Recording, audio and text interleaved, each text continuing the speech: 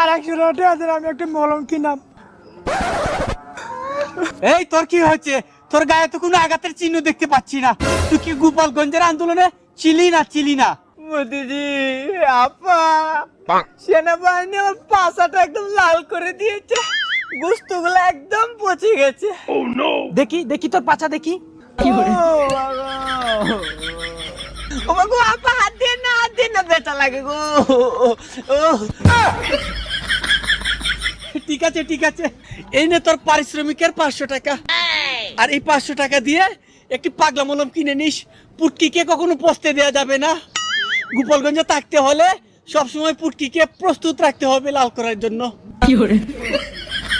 হাসি গো, ভাগ্যিস তোমার পাচাটা আমার কাছে আছে। তোমার ওই পাচাটা যদি আজকে গোপালগঞ্জে থাকতো না, তাহলে গোপালগঞ্জের